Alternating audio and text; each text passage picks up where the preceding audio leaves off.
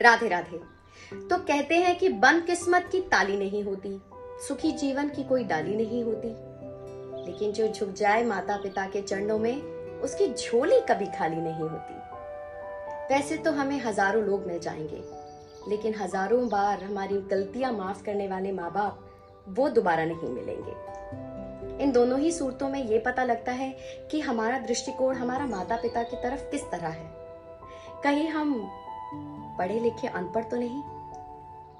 थोड़ी सी पेचीदी बात है ना कि बहुत बार हमें ऐसा लगता है कि हम ज्यादा पढ़ जाते तो ऐसा लगता है कि हमारे माता पिता समझ नहीं रहे हैं, या फिर सब लोग कितना आगे बढ़ गए हैं वो वहीं के वहीं हैं। ऐसे बहुत सारे प्रश्न हम सबके मन में होते हैं, लेकिन हम कह नहीं पाते, या फिर हम कुछ अलग तरीके से व्यवहार करते हैं।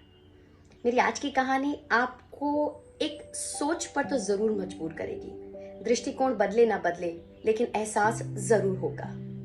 तो कहानी सुनना तो बहुत ज्यादा जरूरी है। तो कहानी शुरू करूं?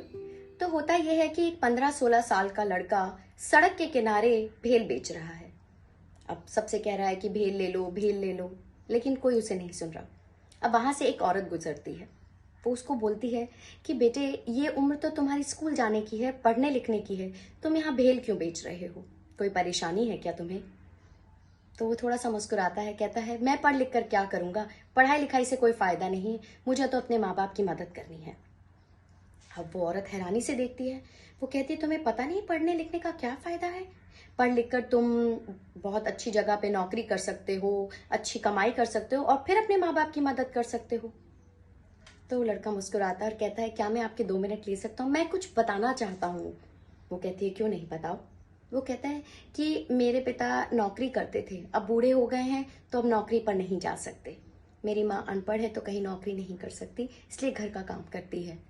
मेरा एक बड़ा भाई है जो कि बहुत बड़ा डॉक्टर है, लेकिन उसकी शादी हो जाने के बाद में उसको हमारे अनपढ़ माँ बाप और गरीबी से घृणा आने लगी और वो अपनी बीवी बच्चों के साथ में विदेश चला गया। वो हमसे कोई संबंध नहीं रखना चाहता। मेरी एक बहन भी है जो कि एक बड़े से स्कूल में प्रिंसिपल है, लेकिन वो हमारे माँ बाप की गरीबी देखकर, उनको अनपढ़ देखकर वो किसी भी लोगों को ये नहीं बताना चाहते कि इनसे मेरा संबंध है या ये मेरे माता पिता हैं। फिर से शर्मिंदगी। आप मुझे बताइए, फिर ऐसे पढ़ने लिखने का क्या फायदा जहां पर मैं अपने माँ बाप को ही भूल जाऊं? उन पैसे कमाने का क्या फायदा कि मैं अपने माँ बाप की मदद ही ना कर सकूं? इसलिए मैंने सोचा पढ़ाई लिखाई छोड़कर सिर्फ और सिर्फ अगर पैसे ही कमाने और घर चलाना है तो वो मैं जरूर करूंगा। क्या मैं गलत हूं? वो औरत एक सोच में पड़ जाती है। उसके पास कोई उत्तर नहीं होता देने के लिए, लेकिन वो लड़का कहता है कोई बात नहीं, मैं आपका धन्यवाद कहता हूँ कि आपने मेरे मन की बात सुन ली।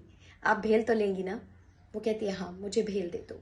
वो भेल खाती हुई एक गहरी सोच में निकल जाती है।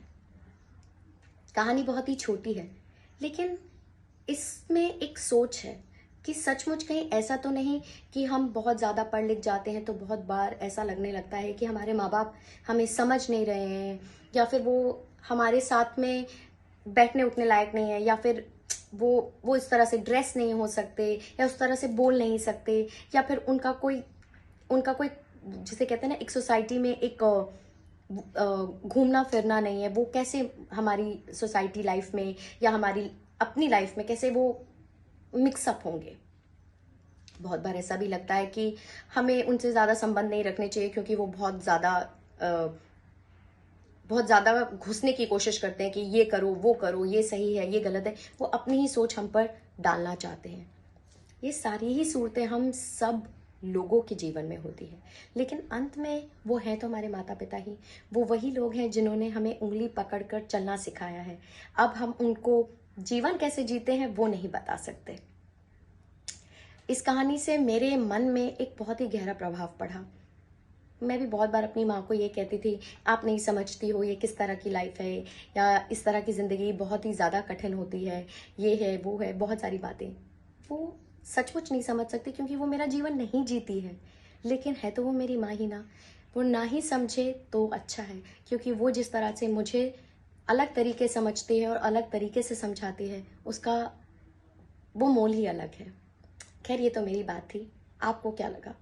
अगर आपको इस कहानी से कुछ भी एहसास हुआ है तो मुझे SMS ज़रूर करें, पोस्ट मेरी लाइक करें, और अगर चाहें तो आप इस कहानी को शेयर भी कर सकते हैं। धन्यवाद। जय हिंद।